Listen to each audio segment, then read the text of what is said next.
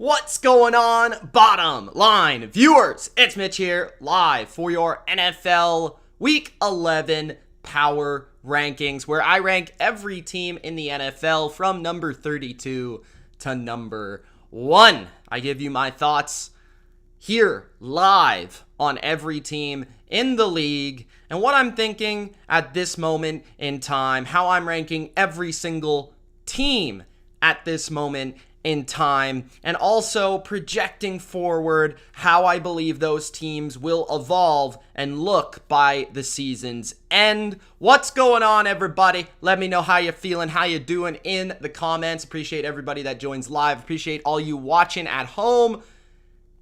Make sure that you do Gronk spike that like button. Don't forget to subscribe to the channel for more bottom line view content just like this. Here, live, every single Tuesday, we have the Power Ranking Show. Also, Gronk spike that notification bell for the latest upload. Guys, it's very crucial to understand this. I'll tell you real quick. It's very crucial that you understand that when you are Gronk spiking that notification bell, that you also must click the all. Okay, there's a little thing there. It's an all. You don't want just a little bit of the notifications. You want all of the notifications, all right? So now that we have that over the way, you could follow us at The Bottom Line View on Instagram, at Mitch Milani, M-I-L-A-N-I on Twitter.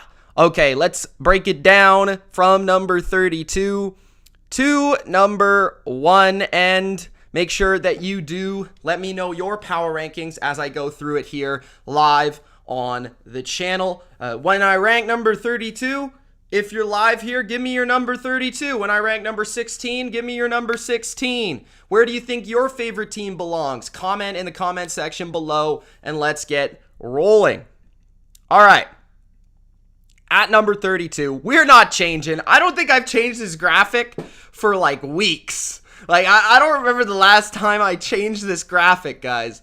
The Houston Texans are the worst team in football. Yes, we forgot about them because they had a bye week, so they escaped this week from an L. But the case is, they are an L walking. Like the Undertaker is a dead man walking, the Houston Texans are an L walking. And that's all I gotta say about that. At number 32, the Houston Texans. At number 31, the Detroit Lions. So I will say this. I was going to say the Lions are an L walking. But in fact, the Lions are a tie walking. Because that's what happened to the Detroit Lions versus the Pittsburgh Steelers when they went to Heinz Field. They tied. I don't know how that is the most Lions thing of all time. In a season full of Lions things, this is the most Lions thing possible. Tying a team. And that is what the Detroit Lions have accomplished. And I do want to say this about the Detroit Lions. If you're gonna suck the way the Lions suck. At least be fun, at least be competitive, at least play close games. The Lions always find a way to lose, but most of the time, it's entertaining. So, at number 31, I've got the Lions, who are on their way maybe to the first pick in the draft. At number 30, the New York Jets.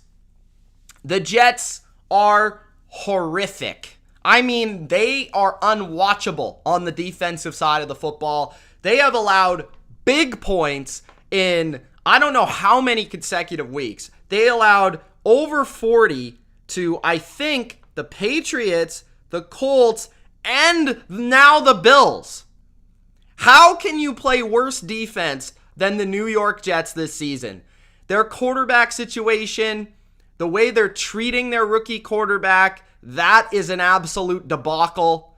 I hope Zach Wilson can find a little bit of positivity and hopefully have some bright spots to end his rookie year. This is looking real weak for the New York Jets moving forward. A team that I had a lot of, positive vibes with to begin the year, and moving forward, I just don't see any to really be excited about at this point in time. They were competitive to about halftime with the Bills, but that was about it. The game got out of hand, and they're just not talented enough. They don't coach well enough. They really do nothing well enough right now to be a good or even competitive team. At number 29, the Jacksonville Jags. Jacksonville is a tough team to rank. I will say that they are more competitive than these other teams that are below them. They've actually competed with the Colts. Really, in recent weeks, the only bad game they had was just getting absolutely demolished by the Seattle Seahawks with Geno Smith of all teams. Like, if there was one game where they were going to be competitive, it was that one, right? And that's the one that wasn't competitive. So that's just really weird. But Jacksonville over the last 4 or 5 games has been fairly competitive. I will say Trevor Lawrence, for whatever reason, I'm going to say this. Trevor Lawrence has been overrated this year. Like, I always hear people talking about him positively. What has he done positively this season? What is he doing that makes you say he is worthy of the first pick? What makes you say that he is this phenomenal generational talent? Why are we talking so positively? I know it's his rookie year. I get it. But maybe, just maybe, we should be magnifying that situation a little bit more. I understand nobody really talks about the Jags. But I feel like if Trevor Lawrence was what Trevor Lawrence was supposed to be, this team would not be as bad as they are. I think their defense has improved. I think their run game is decent. Their quarterback play sucks. And, of course, their coach is a straight-up dummy. So, Jacksonville at 29. At number 28, the Miami Dolphins. The Dolphins, I don't think they moved up, but they did win. So, there's that. They beat the Ravens, which was by far their best performance of the season. And they kind of dominated the game, mostly defensively with their ability to create pressure on Lamar Jackson.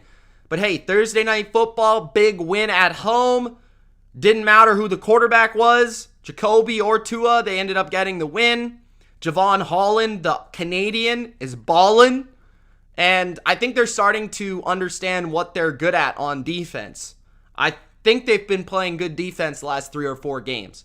So maybe that's something that Dolphins fans can be excited about heading into next year. Offensively, they still got a lot of flaws they got to fix. But I'm still on the Brian Flores train. I still think he's a good coach. I think he proved that on Thursday. And I don't think he deserves to be on the hot seat. I think the bigger question is, who's going to be your quarterback moving forward? How are you going to fix that offensive line? How are you going to get a running game on this team? And then we'll see what happens with the Dolphins at number 28. At number 27, by the way, for whatever reason, Dolphins fans, there's like a good part of Dolphins fans that think they're going to make this late season run. Can I say this? It's not happening, bro. It is not happening. I am sorry. It's just not going to happen. I don't know what else to say. It's just not going to happen. I'm sorry. At number 27, the Washington football team. Washington had a huge win, just like Miami, over one of the contenders. They beat them. Washington beat Tampa at home, very much like Miami beat the Ravens at home.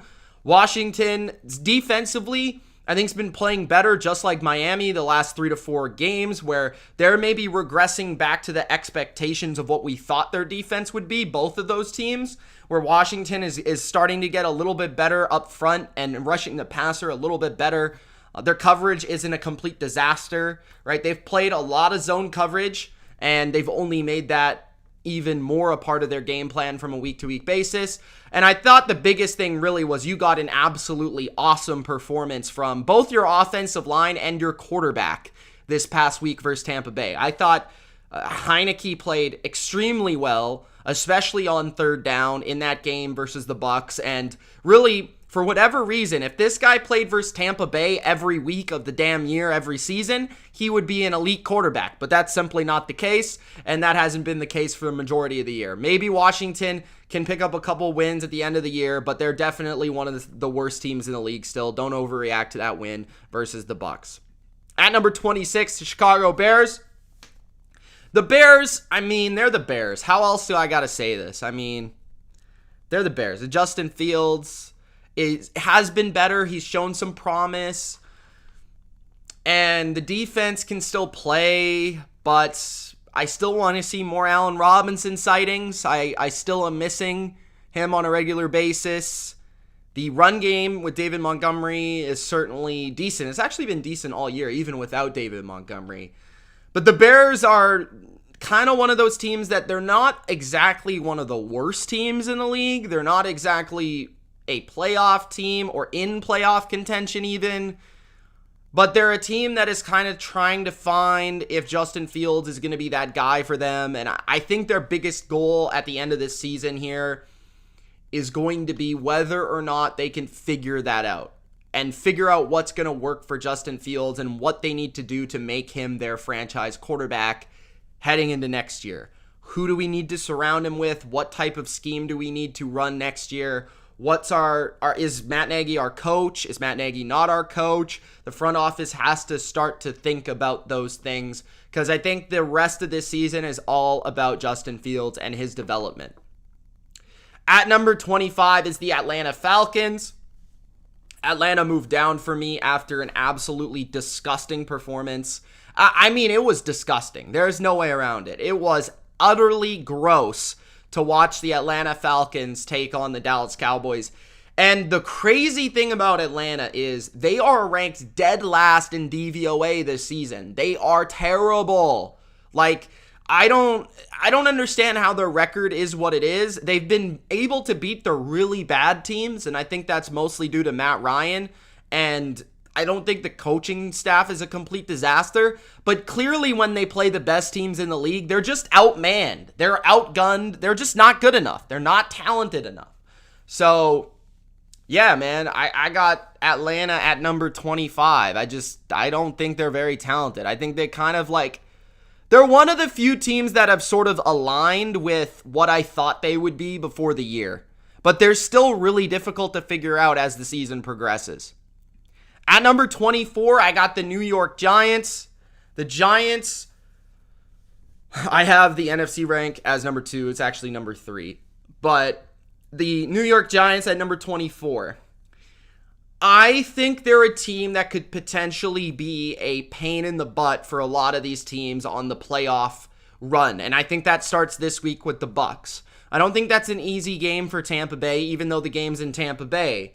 I think that's going to be tough. You know, the Giants got enough talent defensively. They're well coached defensively. They've got a strong front seven, especially their interior defensive line, strong secondary.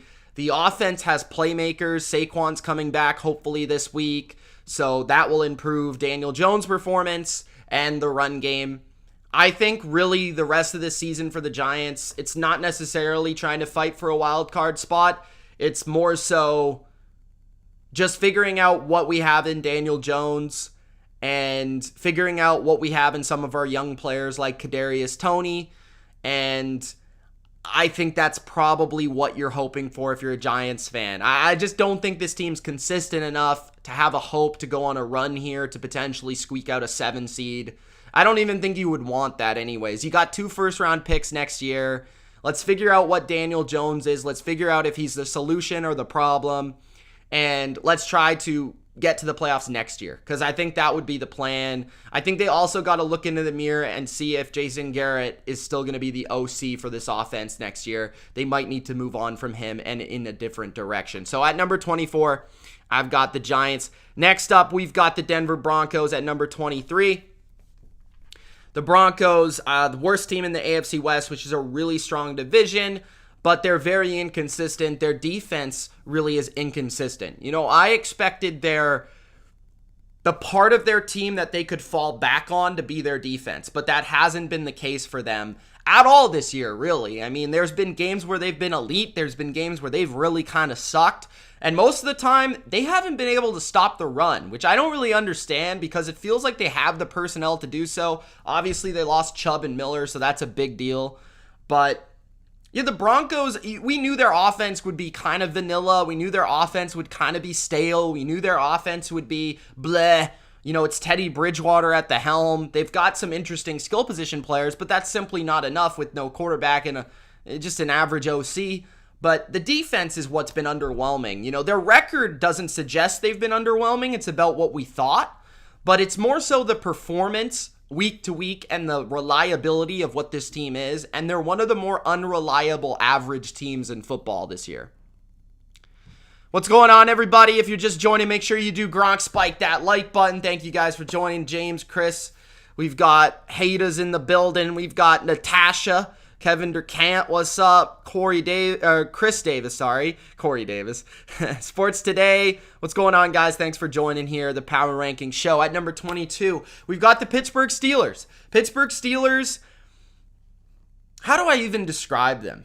I mean, they tied the Detroit Lions, and for some reason, Pittsburgh Steelers fans still think Mason Rudolph is decent at football. Stop! He's not, okay? Defense is still pretty good, but they're the best record that is an absolute fraud. I mean, they just have no offense, no consistency. They can't consistently run the ball. They can't consistently throw the ball. It's Deontay Harris and nothing. And the defense, I mean, there's games where they dominate. There's games where they don't really show up as much, like versus the Bears, where they almost kind of lost that game. I think the Steelers are complete frauds. I think they're going to go on a run where they lose a bunch of damn games. Like, they're going to lose, I don't know, they have how many games left? They're going to lose 70% of the rest of their games. I really think so. Like, I don't think the Steelers are good at all. And, you know, I'm not saying that because I hate them. I'm not saying because I want them to suck. I'm not saying that at all, guys. You got to understand that. I just don't think they're good. Like, I have them at 22 for a reason. They have a really tough stretch here coming up. And like I said, if the Steelers are going to win games, their defense is going to have to perform consistently, dominantly, and then Ben's going to have to protect the ball if he comes back. And their run game, most importantly, their run game has to be what they're good at, because they can't rely on Big Ben to be a consistent passer anymore. Like, you can't, he has to be a backseat guy for you. You can't be in the driver's seat. So I've got the Steelers at 22. At number 21, Eagles. So the Eagles are a mover, and I will say I've been critical of the Eagles, and they're a fun team. Like, I will give Eagles fans this. They're a fun team. Like, I may not like the coaching staff necessarily, and this is maybe the frustrating point about the Eagles. I see things about the Eagles that make me say, if they kind of tweaked a couple things, I feel like they'd be a better team than they are. Like, they've got certain aspects that I like. Like, they've got a good offensive line. They've got a good defensive line. They've got a really good corner in Darius Slay right now. I think Jalen Hurts is playing pretty good football, low-key. Devontae Smith has he had a big game versus the Broncos. He's had a couple big games in a row. Dallas Goedert can't stay healthy, but they've ran the ball extremely well recently. And I apologize to Eagles fans when I called them one of the worst teams in the league, because they're definitely not that. They're better than that. It's just like they're kind of a weird team because they've set up their team to be that way, but they're not necessarily performing that way. And then Jalen Hurts is an exciting player. I just don't know if he's like the answer. He's weird because I feel like he's playing too well to move on from, but he's not playing well enough to convince me that he is the long-term future, if that makes sense. So I think they've figured out a formula offensively that works for them, but their defense still leaves a lot to be desired. The Eagles are one of those teams that I haven't necessarily counted out yet to be like the 7 seed in the NFC. At number 21. At number 20, we've got the Las Vegas Raiders. The Las Vegas Raiders are a team that moved down a lot in my power rankings this week, and that's because of their performance versus the Chiefs. And here's my problem with the Raiders. I have this thing in the back of my mind all the time where it's like, if the Raiders slip up, when they lose, I overreact. Because I've seen so many years in a row where the Raiders just disappoint me. and where the Raiders just don't reach expectations, or where the Raiders are just not as good as the early season indicated. And that's really my thing with the Raiders is, like, in the back of my mind, I'm waiting for them to slip up. I'm waiting for this to happen. I'm waiting for it to happen, and I almost feel like it just happened versus the Chiefs. And that's my problem with them. I cheer for them. I like the Raiders. I want to see them win. I think they've been through a lot of crap, and I want to see them rise above it and do well. I like Derek Carr. I like Hunter Renfrow. I like Darren Waller. But there's a lot of issues with this team. The offensive line's inconsistent. They can't really get a push in the run game. They can't really protect consistently. The running backs are underwhelming. Honestly, when Kenyon Drake gets the ball, he looks better than Josh Jacobs. It's kind of bad. Hunter Renfrow has been an amazing slot receiver for them. Darren Waller has been kind of like not good. Like, I don't know if teams are just taking him out of the game. I don't know if he's lost his confidence. I don't know what's going on. He's not the same player for whatever reason. They don't have that field stretcher right now, and when they get it to Deshaun Jackson, he fumbles it to the other team. The defense is just lacking details right now. I've liked their pass rush this year, but when their pass rush doesn't come through, they take too many penalties. They're a little bit playing on the dumb side right now. It's just the Raiders to me are just so unreliable. I like them. They're just so unreliable. I can't rank them any higher right now. I want to see them do well. I can't move them any higher. At number 19, we got the New Orleans Saints. So the Saints are a team that's moved down because I just think they've kind of hit that wall where we kind of know what they are. Like, they've got a very strong defense. They've got an excellent coach, but their quarterback is just not it. And they don't have any sort of playmakers. Like, without Alvin Kamara, it's just absolutely a joke. But the wide receiver play is really bad. The tight end doesn't exist, okay? And the defense can only do so much. I mean, they lost to the Titans. Titans are a good team. But they could have won that game. The problem is the Saints are going to lose. They can beat anybody. They can lose to anybody. Every game they play is going to be kind of close. But they don't have enough playmakers to kind of pull it through a lot of the times. So I almost feel like a late season dip is coming for the Saints at number 19. What's going on, everybody? We got Heat Pete in the chat. Kim's in the chat. What's up, Kim? We've got 49ers Hive. What's going on, man? Nice to see you. I know we had a little combo about the quarterbacks in San Francisco. At number 18, we got the Carolina Panthers. The Panthers are starting to come together. They have their leader now and their quarterback, Cam Newton, who I believe is going to bring an energy to this team, and we kind of already saw that on Sunday. I think they're a better team with Cam than they were with Darnold. I think their defense is a absolute unit. I mean, this defense can play. They can rush the passer. They can cover. They're fairly good versus the run. They're very fast and athletic, and this is one of the best defenses in football, period. Offensively, they've got Christian McCaffrey back doing it all, catching 10 passes versus the Cardinals.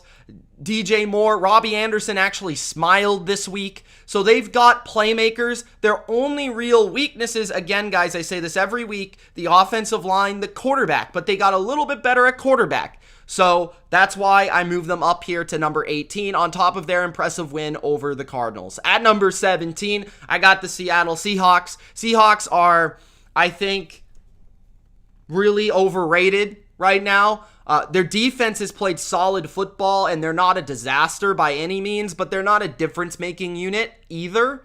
Their offense, like, Russell Wilson looked atrocious. I mean, he looked absolutely like garbage in that game versus the Packers coming off the injury. Their offense lacks any sort of identity, any sort of creativity. DK Metcalf is a head case right now. He literally got kicked out of the game and then tried to come back, okay? The Seahawks are done. I'm going to say it. They're done. They're not making the playoffs. They are not fine. They are done. They're the worst team in their division. They've got the least talent in the division, and the Russell Wilson injury has spiraled out of control. I get it. They lost the Packers. Packers are good. I'm not trying to overreact. The Seahawks, Pete Carroll should go. He's gone. He has to go. It's time. The old man is done. Okay, at number 17. At number 16, I got the 49ers. So the 49ers have risen on the rankings, and I said it a couple weeks ago. I predicted the 49ers would get the 7th seed in the NFC. That was my prediction a couple weeks ago. Last week after the Cardinals, I was very disgruntled. I was very upset, as was Niner Nation. But I thought what I saw in that performance versus the Rams was a lot closer to what I saw in the weeks previous versus the Bears, and an offense that really ran the ball well in a lot of different ways with a lot of different players. I thought George Kittle, this is the thing about George Kittle. This guy ignites this team. He ignites this team. He is the biggest difference maker at a non-quarterback position. He's one of them. Like, he's in that group of 5 or 6. I talked about this on the review show. When he's in the lineup, he completes this team. They need this guy to stay healthy, to be good. He's good in the run game. He's good in the pass game. He's a leader for them. Obviously, Debo's an absolute animal. And their offense just seems to have it going now. They've kind of figured out what works for them. Kyle's kind of figured out, how much run to pass ratio, what's the play call script here, what works, what doesn't. The offensive line looked better versus the Rams, although they were put in a lot of situations where they weren't having to pass so much. That is where I'm concerned about the offense, is if they have to come back. The offensive line certainly can be taken advantage of with pressure, but the defense actually played way better than I thought they would on Monday night, because I've been concerned about the secondary.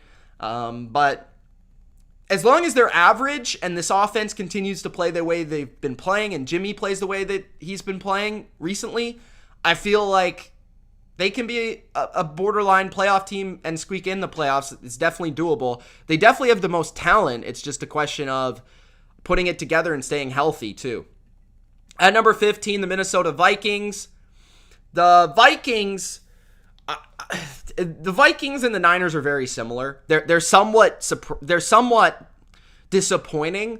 They're also like really unpredictable and unreliable at the same time. Like, the Vikings 1 week will win by 3, 1 week lose by 3. And that's just kind of the way the Vikings are. And I think the Vikings and the Niners play in a couple weeks, which will be a huge game, and we'll see who's better then. But right now, I think the more consistent team this year has been the Vikings. So that's why I put the Vikings at 15. Really, when you look at this team, they could be like 7-3. Really. I mean, they've lost a lot of heartbreaking games, and they've lost some ones where they had full control and they let the other team come back, like the Ravens game. Cousins has played pretty well. The Justin Jefferson, man. I mean, Justin Jefferson, again, I say this a lot, but he's like one of the best receivers, but maybe the best receiver. Like, he is really good. Really good. If he was on a different team that passed more, his stats would be ridiculous. Adam Thielen's still good. Conklin has actually turned into be a nice little tight end for them. Still running it pretty well, although not as well as I expected. Defensively, Zimmer still finds a way to create pressure even with lack of pass rush, and their secondary is not great. Their defense is kind of a lot like the 49ers. But, yeah, I want the Vikings to make the playoffs because I think they're talented enough to belong there, and they would actually give a good game to whoever they play. Like, there's some teams where if they make it, I don't think they necessarily belong there. They're not talented enough to be there. At least the Vikings got a good enough quarterback, some good elements to them where it's like, yeah, like, you can get behind them being in the playoffs, So I have them at number 15. At number 14, I got the Cincinnati Bengals. So the Bengals are at 14.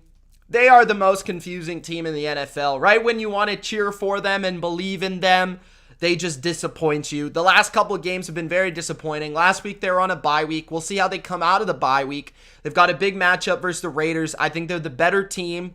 I think they're more talented than the Raiders. They should be able to beat the Raiders. If they don't, I'm full-blown confused and full-blown concerned, and I will move them down. But The Bengals have had some really good performances, which keeps them at number 14, and I think they are one of those AFC teams fighting for a wild card spot on top of their rival, the Cleveland Browns. So the Browns, I moved down, obviously, after the absolute ass kicking that the Patriots gave them last week. But I think the thing with the Browns is you got to realize, like, they've got to play a certain way, and if that doesn't happen, they're in trouble. Like, that's the thing with the Browns, and that's exactly what happened with New England. They stopped running the ball well. Baker was forced to pass and make plays, and it hurts that he's also hurt. And the defense, I think the biggest disappointing thing in that New England game is the defense did nothing. They couldn't stop the run. They couldn't stop the pass. They couldn't get pressure. They couldn't rattle Mac Jones. Mac Jones was dealing. So that was the most disappointing part. I saw Baker being bad in the game. I think everybody did. But the defense being so bad was really the problem for me and really the concern for me, which I've also been talking about all year. I feel like they're a little bit overrated. I don't think their ranks are quite as what they've performed to, because every time they seemingly play a decent offense, they give up points and yards. So I think the Browns are still in a position where they can fight for a spot, but it might just feel like one of those teams in one of those seasons where things are just not going right for them. And ultimately, they might just end up missing out this year completely. So at number 13, I've got the Browns. At number 12, the Indianapolis Colts. So the Colts are that team that their record isn't good, but are they 500 now? I mean, their record doesn't suggest they're the 12th best team in the NFL. But when you've looked at their track record, who they've played, who they've beaten, who they've lost to, their recent performance, I feel like the Colts deserve to be at number 12. You know, like Carson Wentz is come and go, but the coaching is really good. It's really reliable. Frank Reich's an excellent play caller. They've got a good offensive line. They're one of the best running games in the league. Defensively, they're not fantastic, but they're not bad either. They play with details to their game. And that's what I like about the Colts. They're well taught and they execute. You know, they're not pretty necessarily. They're not flashy necessarily. But they get the job done, and I can count on them to be the team that they are every week. That's not a great team. That's not a contender. But that's a team that I know the product that's going to show up on Sunday. And that to me is something. So I'll put them at number 12. At number 11, I've got the Los Angeles Chargers. Chargers are really tough because they were really, really good at the beginning of the year. They kind of, though, were playing with variance, right? So at the beginning of the year, things were going really well for them. They were converting fourth downs. They were getting some turnover luck, so on and so forth. Now, the last few weeks, the opposite has happened. Fourth down luck's not quite as good. Herbert is not quite as good. They're not making those explosive plays as much. Like, it's just kind of a variance thing to me. I think the biggest thing that's overlooked with the Chargers is I'm just not quite sure they're talented enough. I honestly, I think their talent is overrated. There's players that are good on the team, but there's certain flaws that are clear and evident that are just not simply good enough. I don't think they've got a third receiver. I don't think they have enough speed at receiver. I think the right side of their offensive line stinks. I think they need a second running back to help Eckler. I think they need a defensive line in general. They need a second pass rusher and an interior line. Their linebackers are okay, but nothing special. Really, I think the Chargers are just maybe a little bit overrated from a talent perspective. I'd like to see more from their offense in terms of creativity. But yeah, they're certainly still a good team. And that's because they do have certain players that are really good, like Herbert, Allen, Bosa, Derwin James. They've got a good head coach, but there's other elements that keep them back from being an elite team. So that's why I have them at 11. At number 10, the Ravens. The Ravens are Lamar Jackson and a lot of nothing. Like, I think number 10 is just showing a lot of respect for Lamar Jackson and John Harbaugh. And really, the offensive line, I was disgusted by their performance on Thursday night. They couldn't pick up a blitz. I mean, it was gross. And I will say this about Lamar. Lamar's got to develop, or something's got to happen in terms of the control he has at the line of scrimmage. I don't see him have enough control at the line of scrimmage. The ability to audible, the ability to call protections. He's got to have more control, or he's got to do better in that regard, because that area for him needs to develop. Because every time I see him struggle, those are things that he struggles with. There was too many times where they just ran a play that wouldn't work. Like, I was watching them play versus the Dolphins, and I was like, there's no chance that play works versus that defense. Like, there's no chance. There's no chance that front is going to allow you to run the ball like that. There's no chance. So I feel like that's an issue. The fact that the Marquise Brown has been so good at times and so bad at times is just tough, because you need that reliable number one receiver. I want to see more Rashad Bateman. He is reliable. You know, he might not be the super effective downfield threat like Marquise Brown is, but he's reliable and he's consistent. Mark Andrews is still playing well, but the offensive line's a disaster. Run game isn't as good. Defense isn't as good of what we expect from the Ravens. They're not bad necessarily, but they're just not a Ravens defense that I've come to know. So at number 10, I think the Ravens, I've been saying it this week, are more pretender than contender at this moment, although they'll make the playoffs. At number 9, the Chiefs. I moved the Chiefs up quite a bit. You know, I don't think I'm overreacting to their win over the Raiders. I do definitely want to see how they play versus the Cowboys, as I talked about on the review show. But Mahomes looked a little bit more like himself. Kelsey looked a little bit more like himself. I thought the offense, I thought the most impressive part about the offense was how they were willing to take the easy stuff. How they were willing to be conservative and willing to just move the chains and be patient. And that's something from Mahomes and the offense that we haven't seen, you know, in quite some time, or if at all. And I thought versus the Raiders, they did a really good job, and Mahomes did a really good job of just taking the checkdowns, and the play calling did more in terms of allowing for shorter completions and just shorter passing concepts. Defensively, I think is the biggest story though, which is why I have confidence to put them back in the top 10. I think their defense has played a lot better. They've got Daniel Sorensen off the field, and that's helped a lot. I think Chris Jones moving back inside has helped a lot. Getting Melvin Ingram has helped a lot. Their corners are playing a little bit better. They're playing aggressive Spagnuolo football, which is nice to see. So as much as the offense had looked really good versus the Raiders, they've not been the better unit. The Chiefs' defense has been really the reason to allow this resurgence. So I want to see how they look versus Dallas, but I think the Chiefs deserve to be back in the top 10. At number 8, the Rams. So this might be shocking, but the Rams are, I've been calling them a top 2 team in the league, and I still think they have that potential. But the last 2 weeks in a row, they've been absolutely manhandled and absolutely smacked in the face. Like, the Titans really didn't do anything well on offense and still beat the Rams. They just played aggressive football. They just played physical football with them. Stafford hasn't been playing as well the last 3 to 4 weeks. I don't know. Since that finger injury, I feel like he hasn't been playing as well. His accuracy's been off.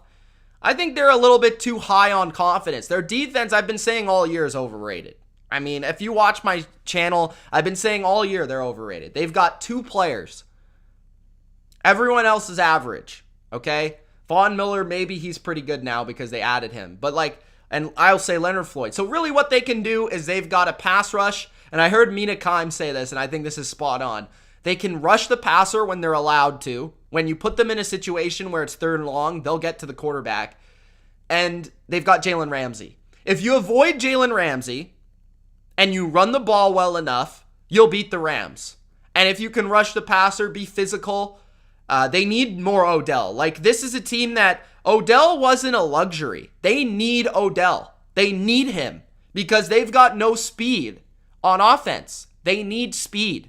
So Odell is going to have to be a big part of what they do going forward for them to be a true Super Bowl team because they don't have it right now. And I think this team, a lot of big stars, a lot of big hype, but I just don't think they're playing well enough right now. So at number 8, that's where I got the Rams. And the bigger concern for me is they're healthy and they're playing this way. It's not like they're hurt like the Bucs, which we'll talk about, who are hurt and playing that way.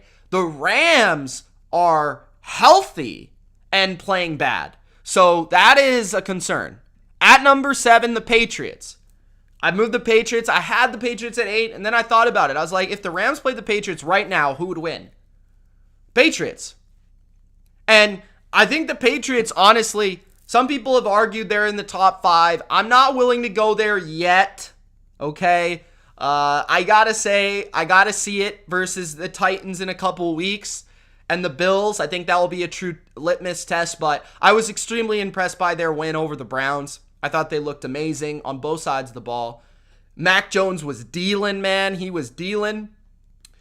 The O-line with Trent Brown is a difference maker. I mean, that guy is a monster. He is one of the few offensive linemen in the NFL that makes a difference. That is a complete force. And they can run over anybody. Like, when they have that line in there, they are a threat. Hunter Henry's playing great. Kendrick Bourne's playing great. Jacoby got his first touchdown. They've got 2 legitimate running backs. And the defense is arguably the best in the NFL, especially when it comes to defending the pass. So, yeah, New England is a complete team. They might just not have the elite quarterback quite yet. But if Mac continues to play really well, they're a force. So I have them at number 7. At number 6, I got the Buffalo Bills, so I got them 1 spot ahead of New England. I think the difference for me, is just the reliability. I think the 2 factors why I have them a spot ahead in New England is Josh Allen, I'll take, right? Josh Allen, when he's on, he's one of the best. And then defensively, they're very strong.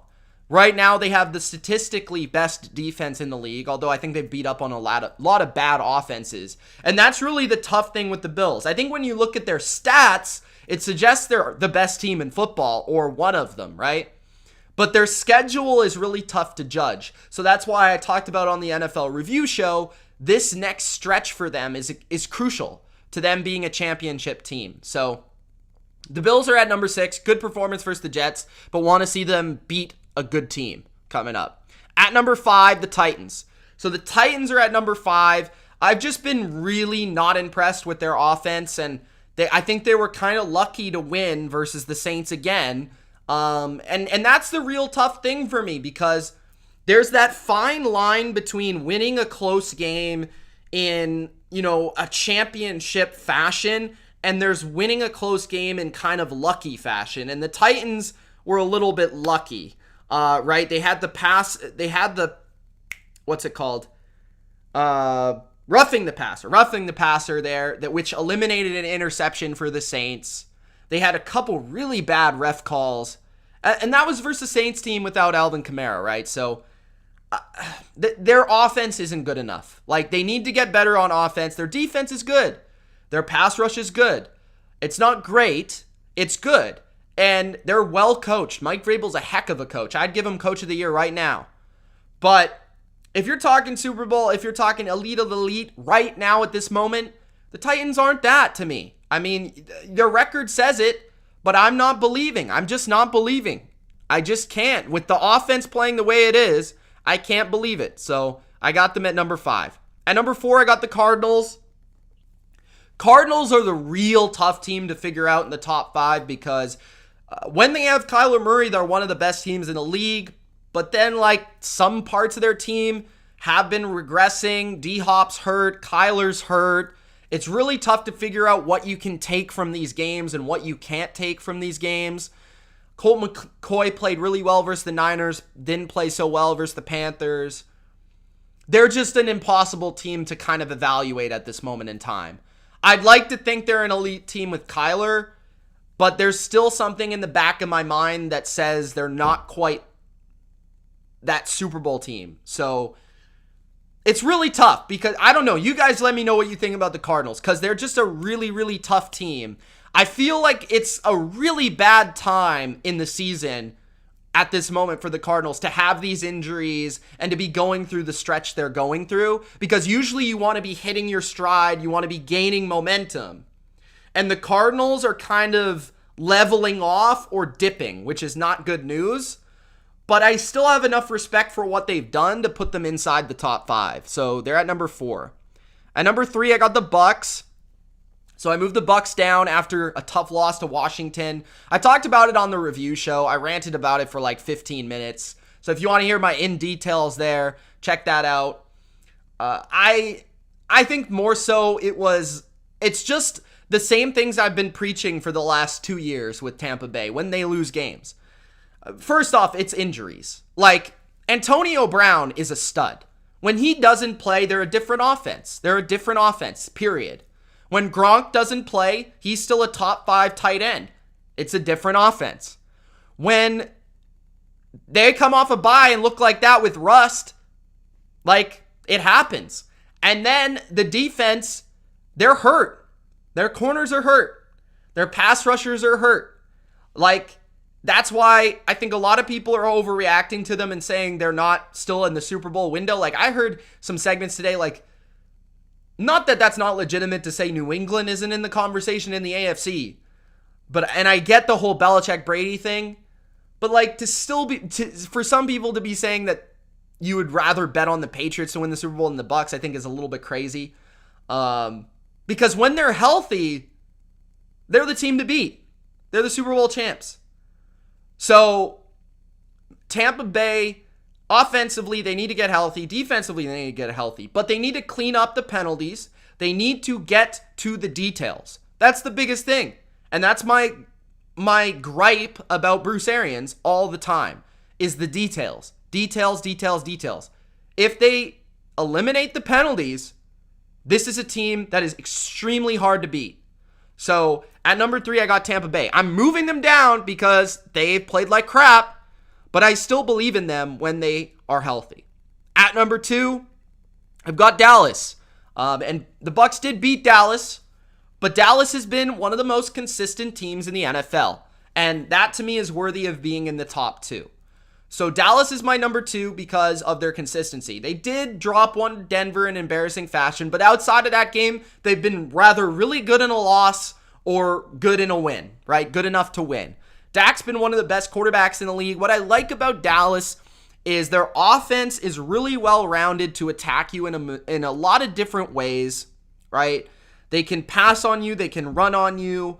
They've got a good offensive line. They've got the receiving core now with Michael Gallup back to attack you through the air. They've got solid tight ends. Defense isn't one of the better ones in the league. It's not bad. They can make plays. They're opportunistic. They turn the ball over. They get a pass rush. So Dallas is kind of like, they're not dominant in the way that you would like to see from a true Super Bowl team, but they're really good on offense and they're opportunistic on defense. And that can be a formula that allows you to go very far in the playoffs. If it all hits on all cylinders, you're a really good team. So at number 2, Dallas. At number 1, the Packers. I got the Packers at number 1. And the reason is because they only have one loss with Aaron Rodgers, right? We forget about that. They lost with Jordan Love versus the Chiefs in a game that they could have won easily if they had Aaron Rodgers. I talked about this on the review show. The Packers defense is really good. And they're only going to get better when they're healthy. Their offense is actually my concern at this moment in time. Their offense, if they don't win the Super Bowl, I think the reason will be is because their offense isn't explosive enough. And that is my gripe about them. So, yes, they're number 1. That's not to say they don't have flaws. All of these teams have flaws. This is not a flawless league. This league is very flawed. But it's ultimately the team with the fewest flaws that will be the best. And the Packers have shown the fewest flaws, right? Solid run game, solid pass game, solid run defense, solid pass defense, great quarterback, good play caller. And they only have one loss when their actual quarterback is playing. So Green Bay at number 1, that could change. Probably will, as the power rankings shift all the time when teams lose and things like that. And especially this year, the way teams are performing and so much inconsistency.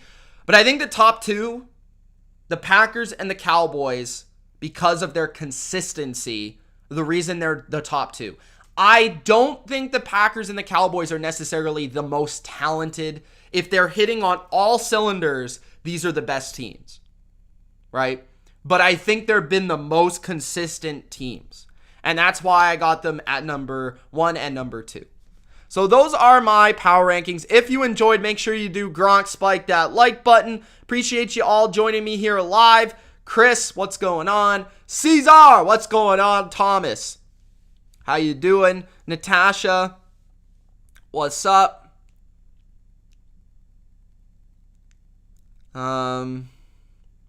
Thomas.